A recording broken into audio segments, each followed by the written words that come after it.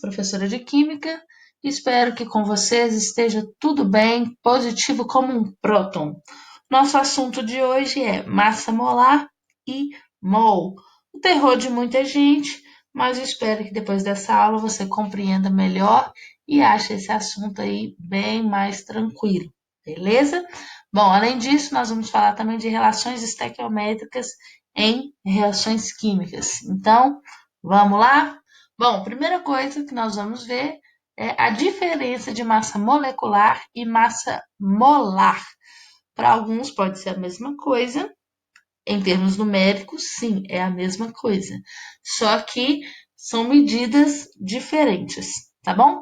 Vamos lá então. Massa molecular é a massa de uma molécula ou de uma estrutura que compõe a matéria, né? Então a gente pode falar aí que a massa molecular ela vai ser calculada pela soma das massas atômicas, tá bom? Vou marcando aqui algumas coisas que eu acho importante. Então, a massa molecular é a soma das massas atômicas de cada átomo que compõe essa estrutura que compõe a matéria aí, tá bom? E a massa molar? Então, na massa molecular eu estou falando de unidades. Na massa molar, eu tenho uma relação com mol e a constante de Avogadro, que é esse número aí, 6,02 vezes 10 elevado a 23. Como o átomo é muito pequeno para ser medido, colocado numa balança e medir, o que a gente faz então? A gente considera a massa como sendo gramas por mol.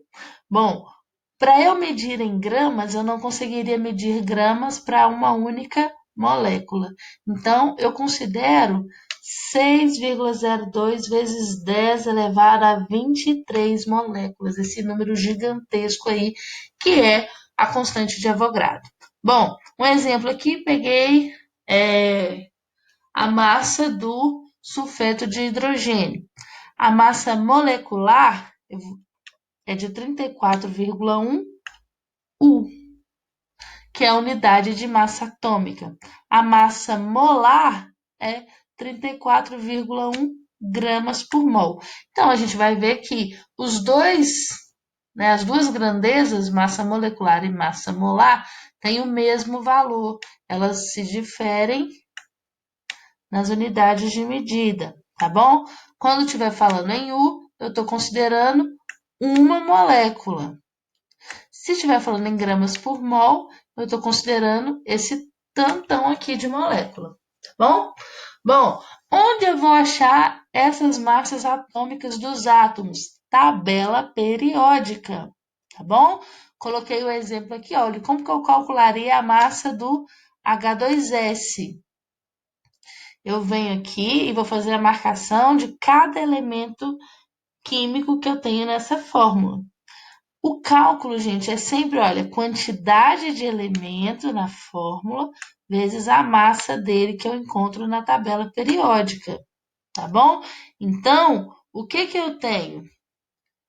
2 hidrogênios e a massa dele, olha, lá na tabela periódica você vai olhar, é sempre o maior número escrito no quadradinho. O menor é o número de prótons, tá bom? E o maior é o que interessa a gente. Nesse caso aqui, estou usando ele arredondado, tá bom? São 2 hidrogênios vezes a massa do hidrogênio, que é 1. Então, eu tenho 2 unidades de massa atômica referentes ao hidrogênio. O enxofre, eu só tenho um enxofre. Quando não tem nada escrito, o índice é 1, vezes a massa dele, que eu olho lá na tabela periódica, e é 32. Então, a massa de sulfeto de hidrogênio, 34. 34 o quê? Se eu estiver falando de massa molecular, ou gramas por mol, se eu estiver falando de massa molar, tá bom? Bom, outro exemplo aqui, o H3PO4, marquei, olha, hidrogênio, fósforo, enxofre e oxigênio, os elementos que eu tenho na fórmula. São 3 hidrogênios, 1 fósforo e 4 oxigênios. vezes a massa desses elementos na tabela periódica. Calculei individual aqui, somo tudo no final para achar 98 unidades de massa atômica ou gramas por mol. Ok? Mais um exemplo aqui de massa molar, tá bom? Só por que eu estou fazendo mais esse exemplo? Só para mostrar quando a gente tem parênteses, o que muda. Coloquei, olha, cálcio, fósforo e oxigênio, os elementos que aparecem na minha fórmula. As quantidades, olha, cálcio 3. Quando tem parênteses, o que muda? Quem está fora do parênteses multiplica os índices de quem está dentro do parênteses, tá bom? Por isso, olha, 2 vezes 1 são 2 átomos de fósforo, 4 vezes 2 são 8 átomos de oxigênio. Soma tudo no final, 310 gramas por mol. Ok? Bom, e essa constante de Avogadro, o que é isso? Né?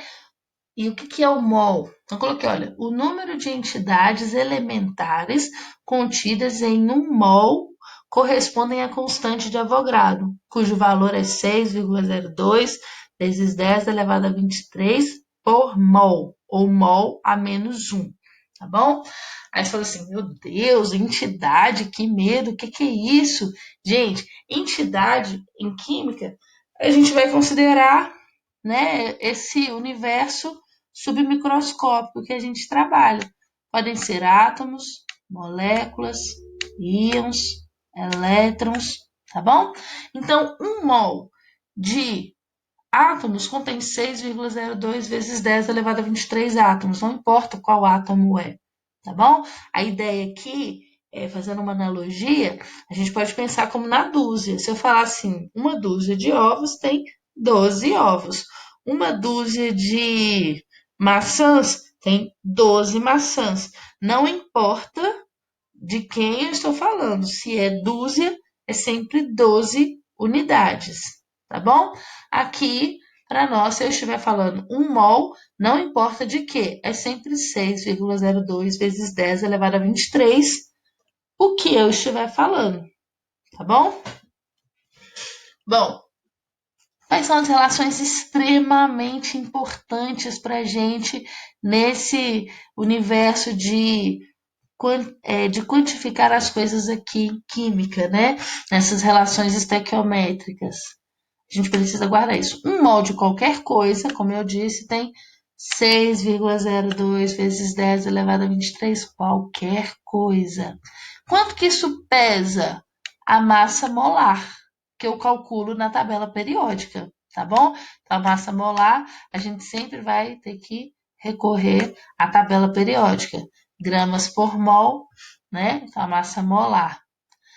E se for gases, somente se a matéria estiver no estado gasoso, eu posso calcular o volume molar, que é o espaço que 1 mol, ou 6,02 vezes 10 elevado a 23 moléculas desse gás ocupa, tá bom? Então, eu posso fazer qualquer relação entre essas grandezas aqui.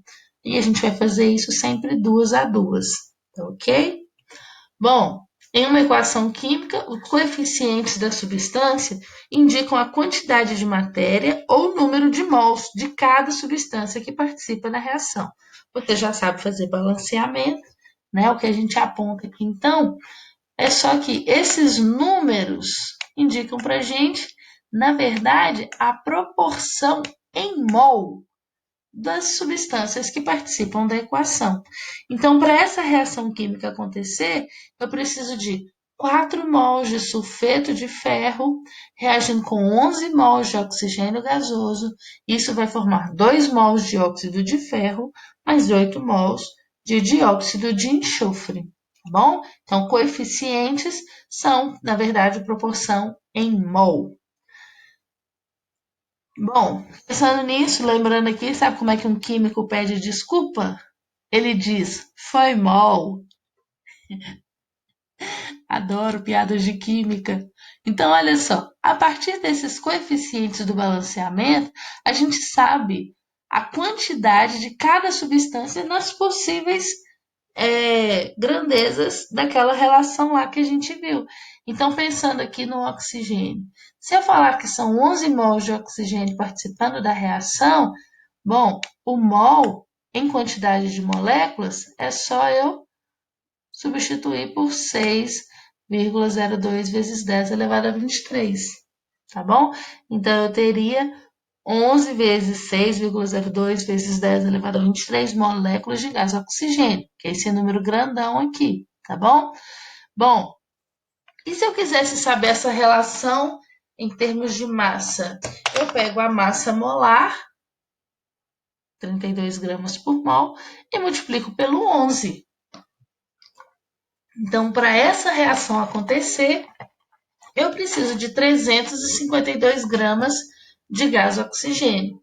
E como o oxigênio é gasoso, eu poderia considerar também aqui o volume molar, né? Eu precisaria de um volume de 11 vezes 22,4 litros.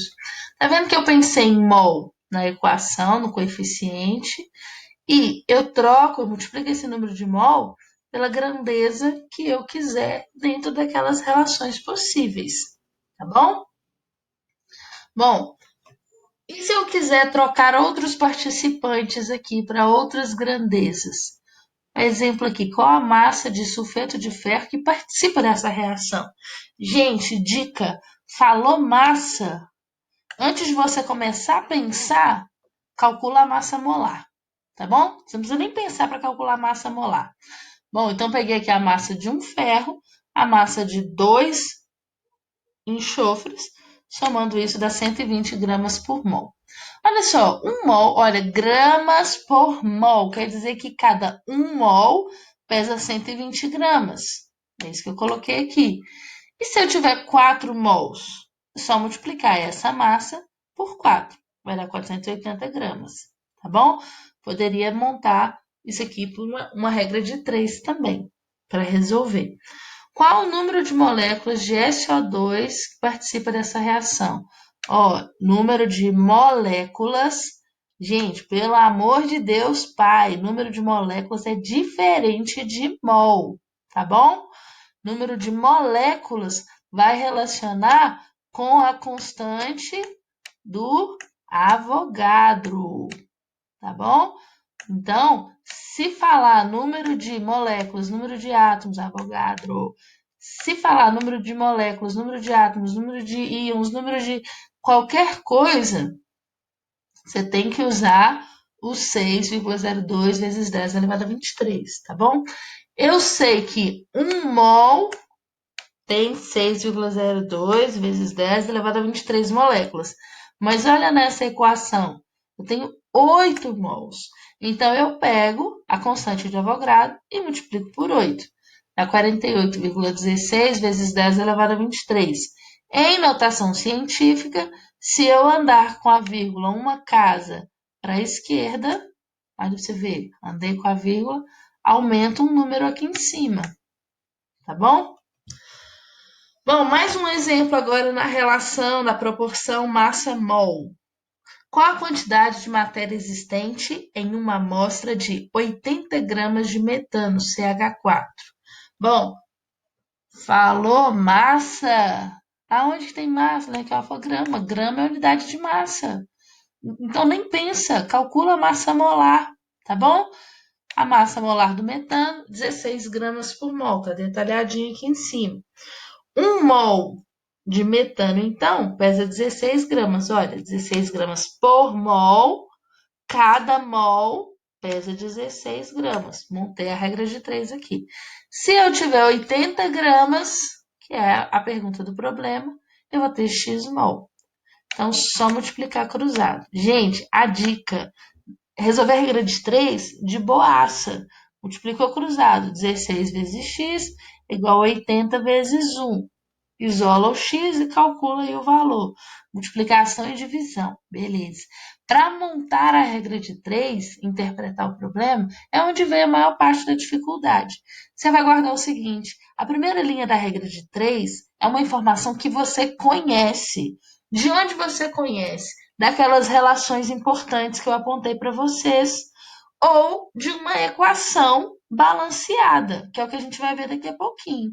Então, a primeira linha da regra de 3 é uma informação que você já sabe, que você tira daquelas relações importantes. A relação que eu estou fazendo aqui é massa molar e mol, tá bom?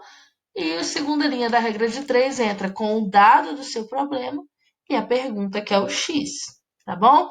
Olha, grama fica junto com grama, mol tá aqui, então a unidade do X vai ser mol, que é o que está perguntando o problema, qual a quantidade de matéria. Essa é a dica para montar a regra de 3, tá bom? Olha as relações importantes aí, ó. Mol, constante de Avogadro, massa molar, volume molar. Isso aqui vai estar sempre na primeira linha da sua regra de 3, tá bom? Que é a informação que a gente conhece. Então, bora lá de mais exemplo. Agora a gente vai fazer a relação massa, constante de Avogadro, tá bom? Calcular o número de átomos, agora é átomos, existentes em uma peça de 5,4 gramas desse metal. Então, tá vendo? Olha, a relação aqui, átomos, então é constante de Avogadro, e gramas. Se falou grama, meu querido, você vai ter que calcular massa molar, tá bom? Nesse caso aqui, como é de um átomo, você só precisava ir lá na tabela periódica, bonita, e pegar a massa da prata, tá ok? Bom, 108 gramas de prata é a massa de 1 mol, mas 1 mol tem 6,02 vezes 10 elevado a 23 átomos, tá bom?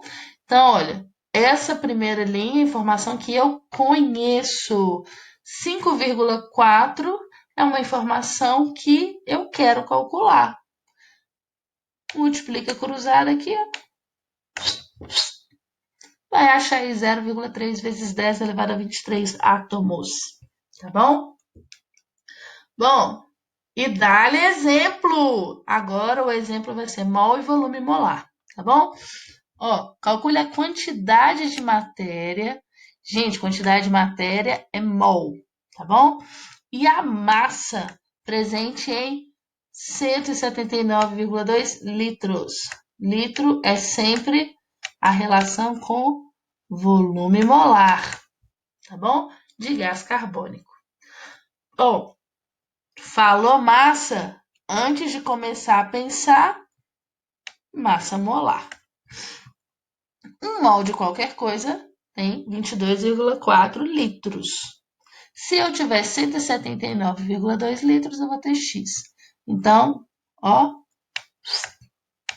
multiplicou cruzado, vai achar que o valor de X é igual a 8 mols. 44 gramas está para 22,4 litros. A relação agora que eu estou fazendo é massa molar com volume molar. Primeira linha, relações fundamentais lá que eu conheço. Se eu tiver 179,2 litros, multiplica cruzado, tá bom? E acho essa massa aqui. Bom, e se eu tiver uma reação química, o que muda? Bom, eu preciso ter uma equação química balanceada, tá bom? Então, aqui já está toda balanceada, bonitinha, tá bom? Ó, eu tentei fazer um esquema aqui que eu espero que ajude vocês, de um passo a passo, seja um metódico, faça toda hora desse jeito, que vai te ajudar, tá bom? O que você tem que fazer? Ler o problema. 1, 2, 3 vezes, quanto precisar, leia o problema. Quando você estiver lendo o problema, você vai identificar quais são as substâncias que você precisa resolver alguma coisa sobre elas, tá bom? Então, identifique as substâncias. Depois, escreva a proporção dessas substâncias na equação química que você está trabalhando. Identifique as grandezas. Se está falando de massa molar, se está falando de volume molar, se está falando de mol, se está falando de número de entidades, constante de Avogadro. Então, identifique as grandezas. Monta a regra de 3. Primeira linha, uma informação que você conhece, que você vai tirar daquelas relações fundamentais e da equação balanceada. Segunda linha da regra de 3, vai entrar aí a pergunta do problema. tá bom? Então, vamos lá.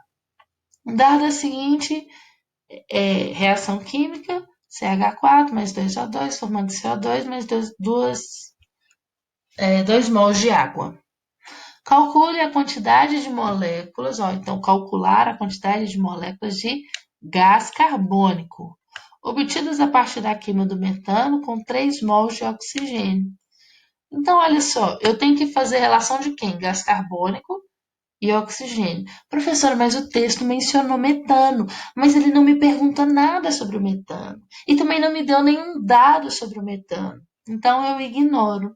Bom, eu vou usar o gás carbônico, que ele está mandando eu calcular alguma coisa, e o oxigênio.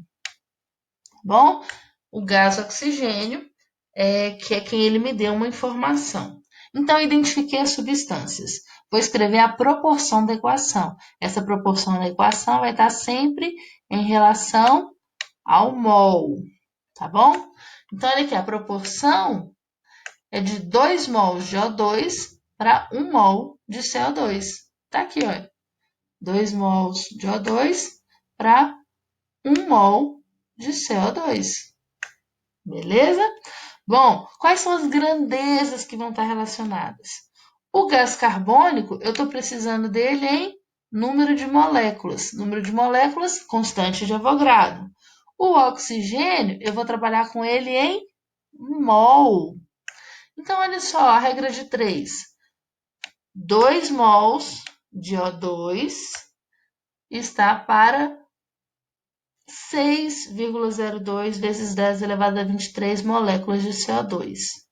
Tá bom? Esse 1 aqui, ele apareceria multiplicando aqui, olha. 1 vezes 6,02 vezes 10 elevado a 23. Essa é uma informação que eu conheço. Tá lá nas minhas relações fundamentais e da minha equação balanceada. Tá, beleza. Mas o exercício está me perguntando, e se eu tiver 3 mols? Então, multiplica cruzado, jovem, ó. Então, 2 vezes x é igual a 3 vezes 0,2 vezes 10 elevado a 23. Resolvendo o cálculo aqui, x é igual a 9,03 vezes 10 elevado a 23. Tá bom? Então, essa é a minha sugestão aí para você resolver qualquer relação estequiométrica. Vamos fazer mais um exemplo? Olha só, o ferro pode ser fabricado nas siderúrgicas a partir do óxido de ferro 3, de acordo com a equação. Quantas toneladas de ferro podem ser obtidas pela redução de 20 toneladas desse óxido? Então, primeiro passo, só li o problema. Agora eu vou ler o problema perguntando quais são as substâncias que eu tenho que relacionar. Ó, quantas toneladas de ferro? Então, está me perguntando sobre o ferro. E está me dando uma informação, olha, do óxido de ferro. Então, quem que me interessa nessa equação? O óxido de ferro e o ferro. E o carbono e o gás carbônico, professora? Eles estão lá na equação. Eles participam da reação, mas eles não me interessam na hora de fazer o cálculo. Tá bom? Então, quem me interessa? Óxido de ferro e ferro. A proporção entre eles, olha aqui, olha, os coeficientes é de 2 óxido de ferro para 4 mols de ferro, tá bom? E a proporção, o exercício está me perguntando, as grandezas vão ser massa-massa. Como é que eu sei disso? Olha, quantas toneladas? Tonelada é a unidade de massa, pessoas. Quantas toneladas de ferro para 20 toneladas de óxido? Então, a relação que eu tenho que fazer entre as duas é massa-massa, tá bom? Então, olha, eu tenho 2 vezes a massa molar do óxido de ferro, ó, esse 2 aqui, ó, o que aparece multiplicando aqui, tá bom? E esse 4 é o que aparece multiplicando a massa molar do ferro. Olha as massas molares aqui, ó, o ferro, 56, e o óxido de ferro, 160, tá bom? Então, multiplicando cruzado, eu vou achar aí um X de 14 toneladas, tá bom? Não adianta ter desespero na hora de resolver problema de cálculo estequiométrico. É ler e interpretar o texto, tá bom? Bom, essa é a minha bibliografia. Thanks, muito obrigada a todos pela atenção durante essa aula e continuem bem. Muito obrigada, gente.